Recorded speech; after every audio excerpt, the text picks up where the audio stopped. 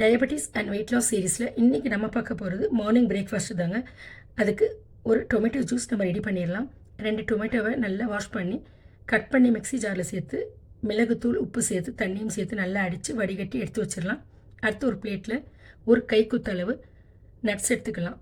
பாதாம், முந்திரி, வால்நட் நீங்கள் என்ன வேணால் எடுத்துக்கலாம். ஆனால் ஒரு கைக்குத்தளவு தான் இருக்கணும். ஒரு கொய்யா பழத்தை கட் பண்ணி எடுத்துக்கலாம். 1 கப் மாதுளை முத்துக்கள், 1 கப் பப்பாயா, 2 முட்டைகளை வேக வச்சு சால்ட் அண்ட் பெப்பர் சேர்த்து வச்சுருக்கேன்.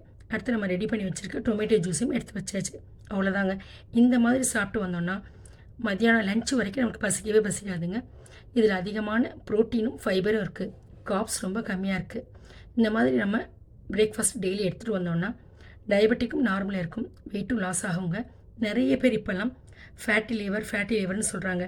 அந்த ஃபேட்டி லிவர் வராமல் இருக்கிறதுக்கு டெய்லி இந்த மாதிரி பிரேக்ஃபாஸ்ட் எடுத்துகிட்டு வந்தாலே உடம்பு நல்ல ஆரோக்கியமாக இருக்கும், ஃபேட்டி லிவரும் வராது.